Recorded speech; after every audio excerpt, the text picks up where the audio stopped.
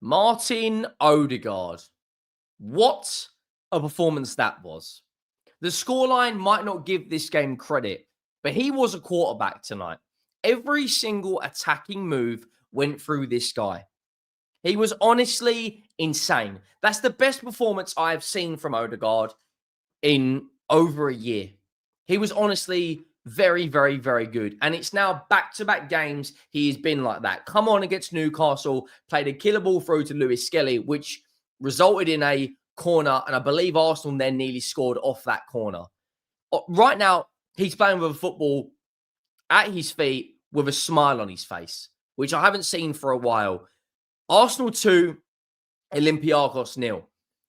The game, I'll be honest, I thought Olympiacos gave a really, really, really good account of themselves. Martin Ødegaard made that a good watch. Some of the passes, man. The pass for Victor Gyökeres in the first half was absolutely ridiculous. You may not see a better pass in the Champions League for a while. That was stupidly good. Martinelli, back on the score sheet. 2 goals in 2 games in the Champions League for him, and got his 3rd goal of the season. He's in really good form as well. We're going to break it all down. Arsenal 2, Olympiacos 0. Make sure you go down, drop a like on the video if you haven't already, and you let me know your thoughts. Make sure you do hit that subscribe button. The road to 100,000 subscribers is well and truly on. We are getting close to 80k now. I believe we're about 750 or so away. So if you're new to the channel, please go down and hit that subscribe button. Let's get into the lineup first of all. It was a very, very interesting game in the second half. You know what? Like, Olympiacos gave a really good account of themselves. They made some good attacking changes. Their press was very, very high. They made it hard for Arsenal to play through it. This just goes to show you the strength of the Arsenal squad when Bukayo Saka, Kai Havertz, Timber, Declan Rice are all not in the 11. That is absolutely ridiculous. To play essentially your backup fullbacks in a Champions League game, no Calafiori as well, to play your backup fullbacks and keep a clean sheet. Now, before people say, oh, it's only Olympiacos, they are a good side. They are a very good side. Ødegaard, Zubimendi, Marino. Ødegaard had license to play tonight.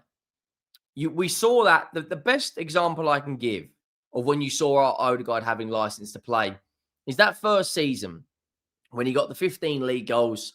Martinelli got 15 league goals as well as Saka. He was very, very, very good that season. Like, world-class numbers throughout those 3 players. And in recent years, you've seen Ben White got on the overlap. So Saka, cuts in on that left. And you don't really see Ødegaard dictating things from the middle because of a lot of the ball. Saka goes down that right-hand side. He got the ball, picked it up from deep. He was playing passes through the lines, was playing balls in behind. The weight of the pass of Bukayo Saka's goal is absolutely ridiculous. The pass in behind for Victor Gyökeres, again, is stupidly good. And if you get Ødegaard playing like that, maybe it's because the competition you've seen come in. You've seen Eberechi Eze. You've got Nwaneri there. You've got Max Dowman. I mean, the players that they can play in the 10, they've got the best selection of attacking midfielders for one position in the league right now. I don't want to hear Florian Wirtz or Szoboszlai. They're not as good as Ødegaard, Eze, Dowman and Nwaneri. You look at City, they've got Foden, but they don't really have anyone else that really can play in that 10. They've got Cherky, but he's injured. And then everyone else for me, like, I really rate Maddison. I really rate Xavi Simons, but they're not that level. And then you look at, Gyökeres tonight, didn't get his goal, but was very, very good. Good hold-up play. It's a physical battle against that Olympiacos back line as well. And then just look at the bench. I mean, that bench is absolutely stacked. Eze, Timber, Rice, Saka, Nwaneri, Calafiori, Dowman, Norgard. That's the best bench in the Premier League. I don't care what anyone says. You've got Calafiori, who at the moment, this season, has been the best left back in this season. Timber's been the best right back. Eze, of course, very, very, very good. Bukayo Saka and Declan Rice, world-class ability. Even Nwaneri as well. Max Dowman there. That bench in a Champions League game is fucking insane, guys. It's absolutely insane. And they get off, to a really, really good start. Martinelli scores inside 12 minutes, which kind of set the tempo. I actually did predict, I think, 2-0. I didn't think this would be a 3 or 4-0 Arsenal performance. Olympiacos in the last 4 games have actually won against Arsenal, won 2 of those at the Emirates. They've got a good record in North London. But they hit Olympiacos on a counter-attack. Ødegaard drives the ball through the middle of the park, which we haven't seen him do for some time. Plays an absolutely superb pass into Gyökeres, who latches onto it, manages to power through, to get the shot away. It goes past the goalkeeper, creeps on, it hits the post, and then Martinelli is there to tap it into an empty net. Bit of an awkward finish. That was the main thing that really happened in the first half, along with Martin Ødegaard's pass in behind. When you watch it from the reverse angle, he kind of whips it, curves it round the back line. Gyökeres runs onto it. Fair play to Olympiacos because it's really, really strong defending. They had 63, 62, 61, something like that % possession first half. But 1-0 was a dangerous scoreline. Fair play to Arteta, just flexing his squad, brings on Declan Rice for Marino, brings on Timber for Ben White. And then it should have been 2-0. Some of the passes that Ødegaard was playing in that second half, Ødegaard turns really, really quickly, running at the Olympiacos backline. Trossard, I think he found Trossard in the box, who cuts back onto his left foot, tries to dink it over the goalkeeper, and it's good goalkeeping, to be fair. Olympiacos did have the ball in the back of the net, but it was El Khabi, I believe his name is. And he was actually offside.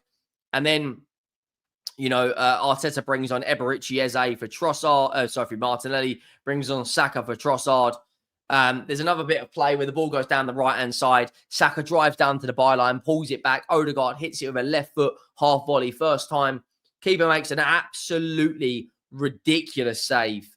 It then goes out for a corner. Mosquera then comes on for Gabriel Magalhaes.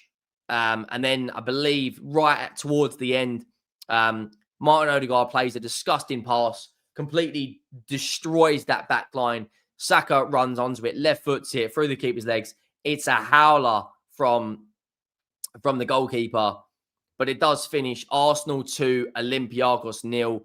And when you look at the stats, anyone coming out there and saying Arsenal didn't deserve to win that game is chatting absolute BS. The match stats, Arsenal 16 shots to 10, 2.7 XG compared to 0.51, 5 shots on target compared to 3, 4 big chances compared to 2, 3 big chances missed. Passing accuracy was a lot higher for Arsenal. Less fouls, actually less corners. And of course, Arsenal is so strong from corners. That actually does surprise me. But that's 2 wins out of 2 in the Champions League. And now Arsenal are getting on a bit of a run now, beating Forest, beating Bilbao. Probably should have beat City, beating Port Vale, beating Newcastle, and now beating Olympiacos. One more game before the international break does come our way, where they will be playing Nuno Espirito Santo's West Ham on Saturday, 3 o'clock kickoff, and then the international break is upon us. And look at their games after international break. Brighton, Crystal Palace, Atletico Madrid, 5 home games out of their next 6. Of course, tonight, West Ham at home, Fulham away, Atletico Madrid at home, Palace at home, Brighton at home, and then Burnley away with Slavia Prague away. They have got a good run of fixtures coming. Like, people are saying, you're being too harsh on Liverpool, etc., etc. And I do think some of the criticism that Liverpool have faced recently has 1,000% been over the top. But look at these fixtures. Is it crazy for me to say that they win all 8? All 7, sorry. Palace won't be easy. Atletico Madrid surely won't be easy. They won 5-1 yesterday against Frankfurt. Julian Alvarez playing fantastic football. I'd like to see him back in the Premier League. I think he's a top player. Griezmann, of course. I think he made his 200 appearance or 200 whatever it was for Atletico Madrid last night. But when you look at these fixtures, it's very, very difficult to see how Arsenal don't pick up some form in here. When you look at their recent results as well, what is it, 4 wins on the bounce? You know, look at those stats on the right-hand side. I mean, West Ham did win twice last season, at the Emirates. But I just, for me, I think there only will be one winner. I'm not going to lie to you guys. I do think Arsenal will win that game comfortably. Tomorrow, we got Europa League. I may cover some of those games. Newcastle battered Union St. Gilles tonight. Man City were 2-1 up, but let it slip against Monaco, and PSG beat Barcelona. But make sure you go down, drop a like, make sure that subscribe button, and I'll see you next time. I'm out.